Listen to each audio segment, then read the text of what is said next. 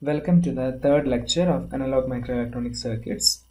In the last lecture, we have discussed about the current voltage characteristics and we arrived at the drain current equation of the MOSFET. So far, in the previous two lectures, what we have seen is about the ideal MOSFET, the characteristics of an ideal MOSFET, and we understood even the changes in the channel shape. Initially it was a uniform channel. Later, as we keep on increasing the voltage VDS, channel shape will be tapered, and finally it will be fully tapered at the condition where VDS is equal to VGS minus VT. And we made one more observation in the current characteristics that over here. Now we have noticed that this is your VDS graph. Yeah, I got it over here. So in our ID VDS characteristics, this is ID versus VDS. Your current will increase, and when our VDS equals VGS minus VT, the channel is tapered and the current will no longer increase, but it will remain constant. This is what we have discussed. Now, if I look at, as I mentioned in the previous lecture, this chara is known as output characteristics because we are looking at the drain current and the drain to source voltage conventionally identified as the output terminal. Now, if I look at the characteristics, say if I am increasing VDS, so after beyond this point, beyond this VGS minus VT point, if I try to increase VDS, say I am increasing VDS by a small delta VDS. From the graph I can say that there is no change in current. If I increase VDS beyond this point for how much ever amount, there is no change in the current. Or I can say for an incremental change, for a small change in VDS, the corresponding change in ID is equal to 0. That is very clear from this, and this graph is actually the graph of an ideal MOSFET. And beyond this point, VGS minus VT, MOSFET is in saturation. So for this incremental or small change in voltage, when we observe the change in current, the change in current is 0. So with this, I can actually define a resistance at this point, since the resistance is defined as the ratio of voltage and current, and here I am considering small change in voltage and current. I will define this resistance as incremental resistance. Incremental resistance. And if I look at that resistance, it is delta VDS by delta ID. But from the graph, it is very clear that whatever voltage we vary for VDS after VGS minus VT, the change in current is 0, which will give you an incremental resistance of infinity. Or in other terms, I can say that, so if you look at the symbol, so this as the output side. So the voltage here, the voltage what I apply here is actually delta VDS, and when I change voltage delta VDS, there is no change in current or the resistance seen from this side. So I will call this as output resistance. Output incremental resistance is infinity. So why output resistance is because I am considering the drain as the output side, right? So looking from this side, if I apply a small change in VDS after this VGS minus VT, if I apply a small change in VDS, there is no change in current or the change in current is 0. That will give you output incremental resistance as infinity, which is the ideal MOSFET case. But now in this lecture we will look at the characteristics of a practical MOSFET, and it is observed that the output resistance in the saturation region is not infinity in the case of a practical MOSFET. Practical MOSFETs will always show a finite output resistance. Right. So in this lecture we will discuss about this finite output resistance in saturation region of a practical MOSFET. Right.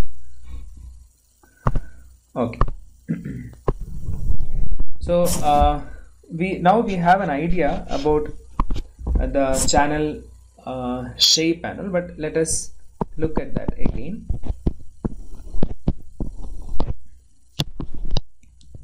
So we have, so this is actually the drain end of the MOSFET, this is source end, and this is the region. And initially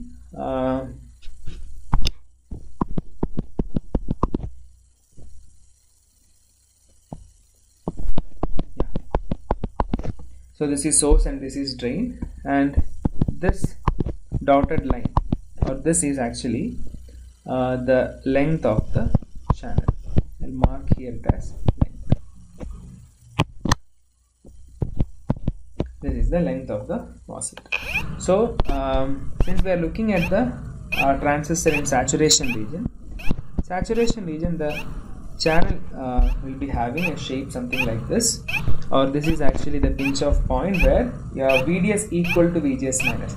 When your VDS is equal to VGS minus VT, you have a channel just present, and the shape of the channel will be like this. Now, in the case of an ideal MOSFET, what we have seen in the previous classes, even if we keep on increasing VDS, we define that there is no change in the current, or the current remains constant. But now let us see whether that is true in the case of a practical MOSFET. So if I consider,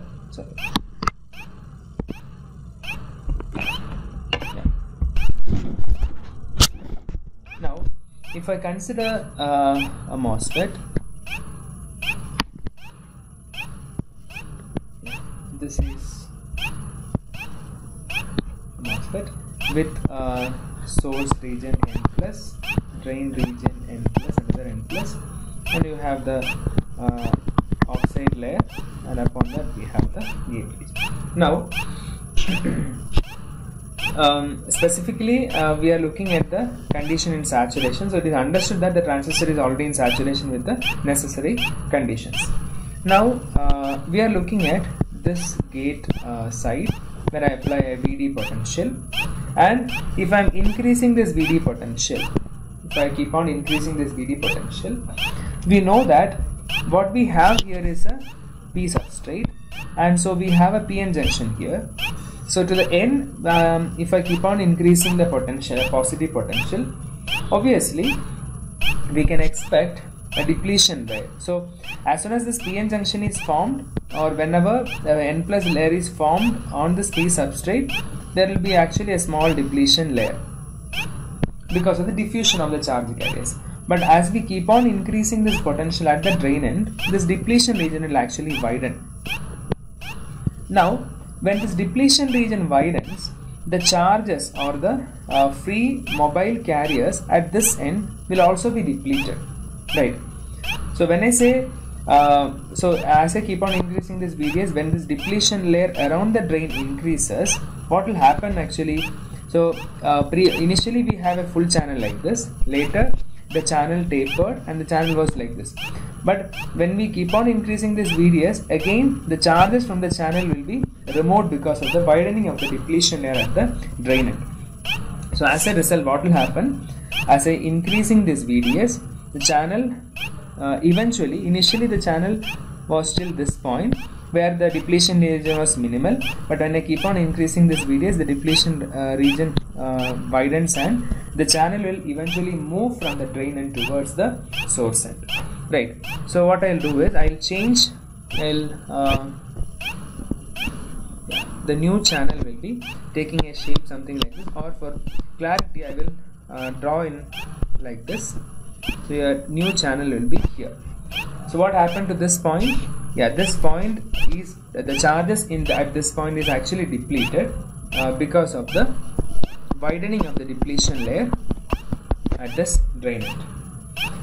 I hope this is clear. Because of the increase in the VDS and the widening of the PN junction depletion layer, the charges in the channel is depleted and the effective channel length is reduced, and it is moved towards the left. But this change in this length, this reduction in the channel is actually a very small length. I'll mark it as delta L. So when I mark this as delta L, the new channel length is L minus delta L.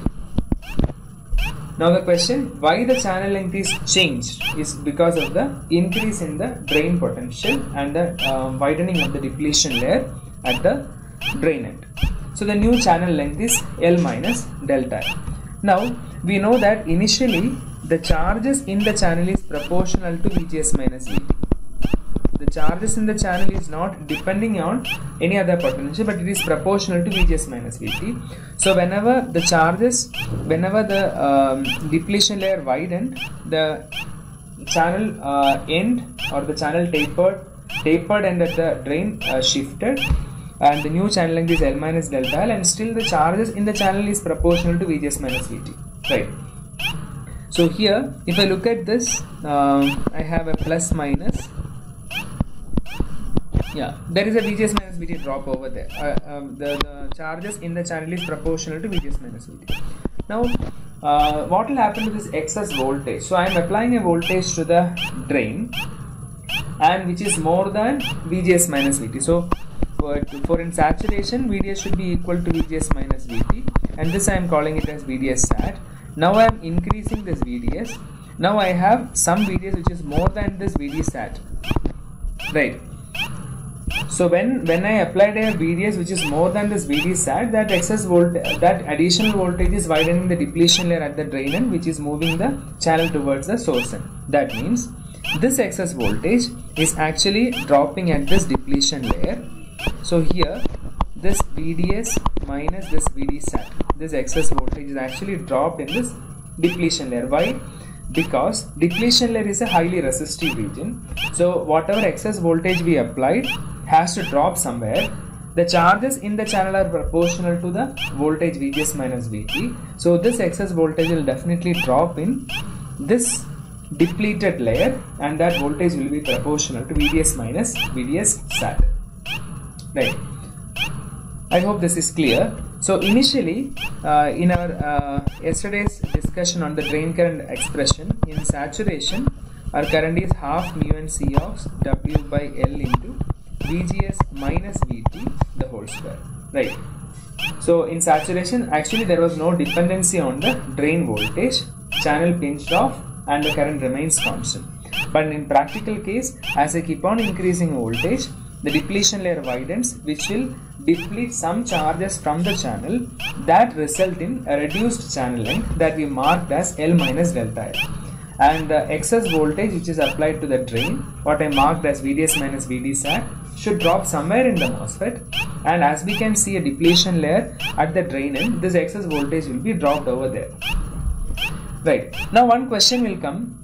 So now there is no channel over here, then how the current will flow? Whether the current flow will cease?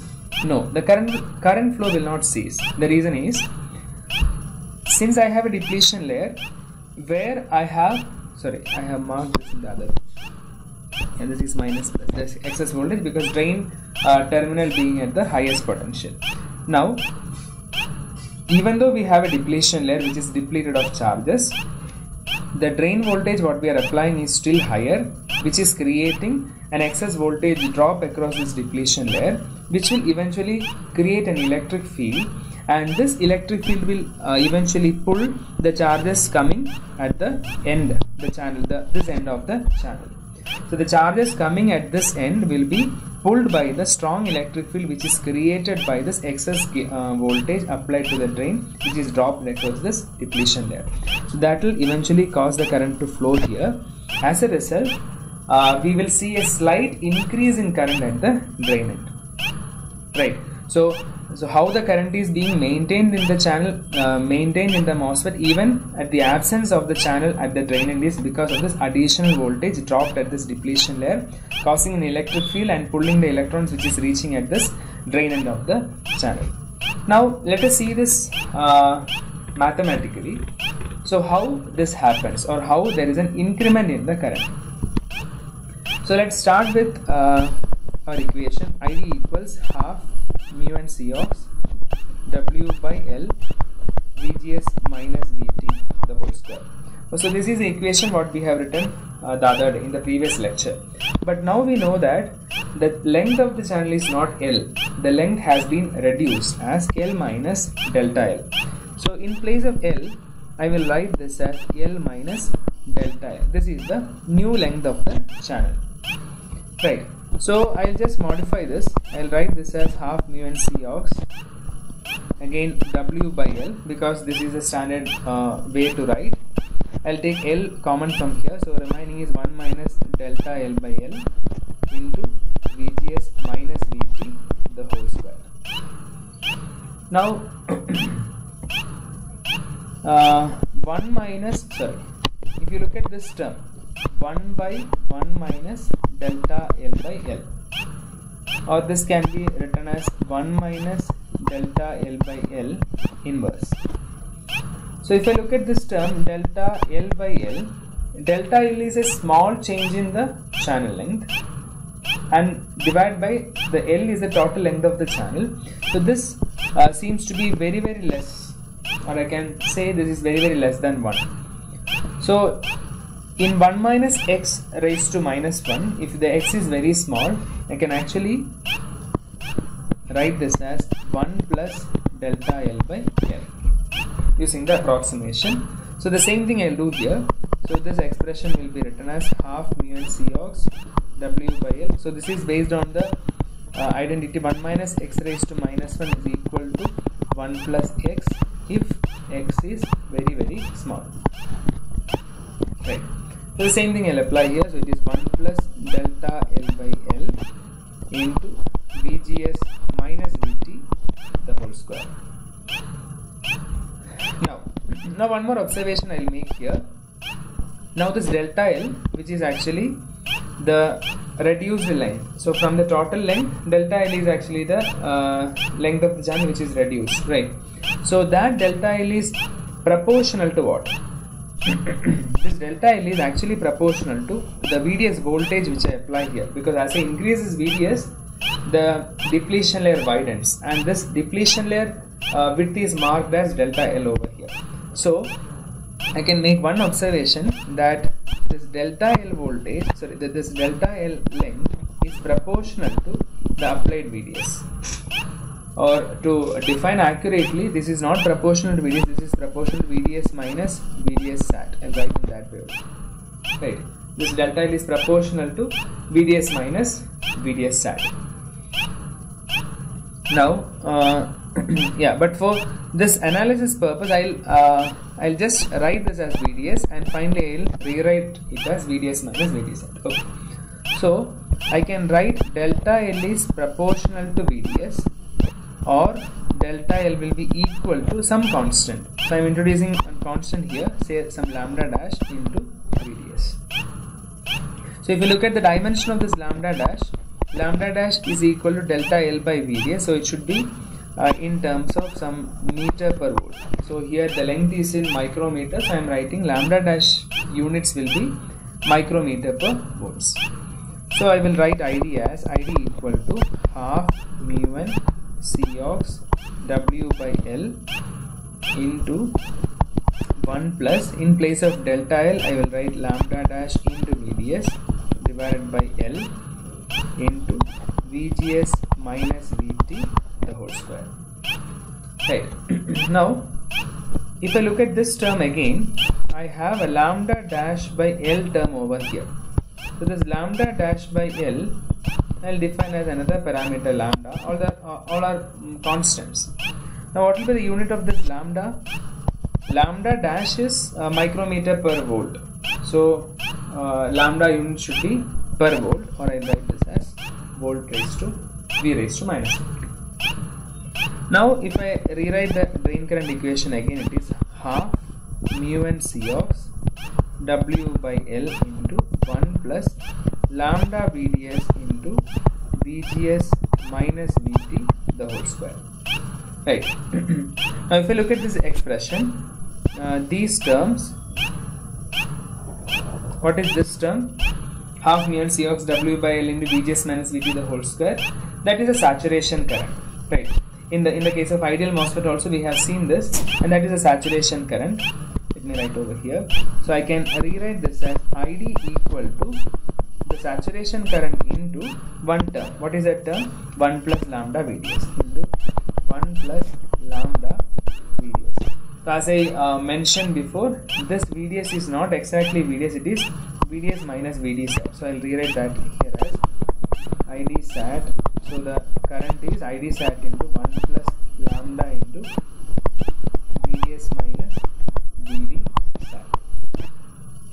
Right. So if I look at this expression, previously when I started, here I can see in the case of ideal MOSFET, there is no dependency of VDS on the drain current, but now I can say there is a dependency on the drain current, a dependency on the drain voltage, right? So what happened actually?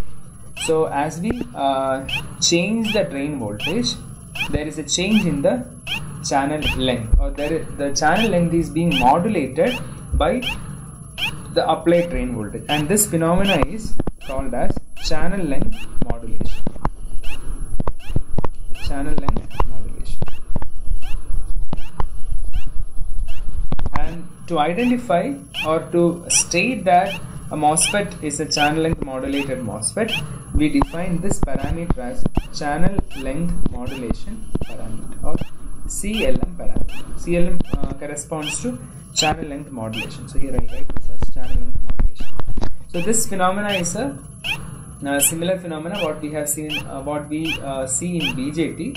We call it as base width modulation. As I keep on increasing the reverse bias voltage at the collector base junction, there will be a change in the base width that we call it as base width modulation. Similarly, so drain voltage increment or increase in drain voltage will result in change or modulation in the channel length, and this phenomena is known as channel length modulation, where this lambda is known as channel length modulation parameter. Right. So if lambda is defined, what it says, this is a real MOSFET, the practical MOSFET with channel length modulation. So what happens if lambda is equal to 0? If lambda is equal to 0, obviously if lambda is equal to 0, your ID is equal to ID sat, right?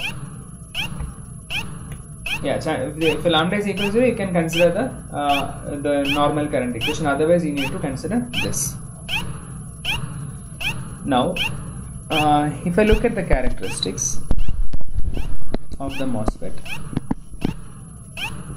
so this is the initial cara, where this is the VD sat.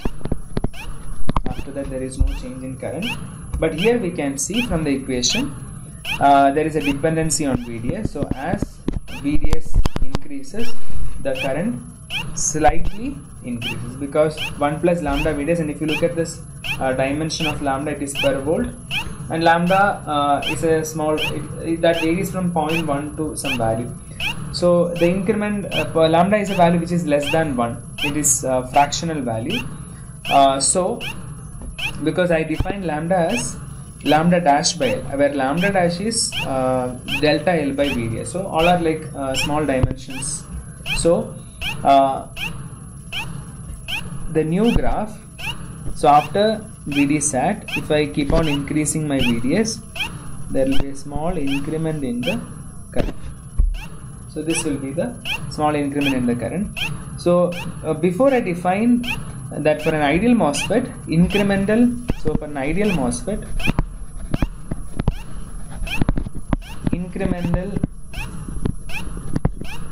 output resistance was 0. Now for a practical MOSFET, the incremental output resistance is not 0, it is infinity.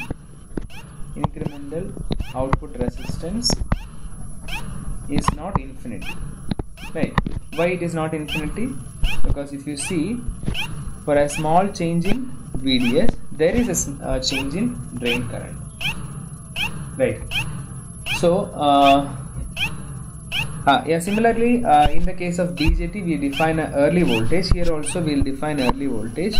How it is defined is, by extrapolating this line.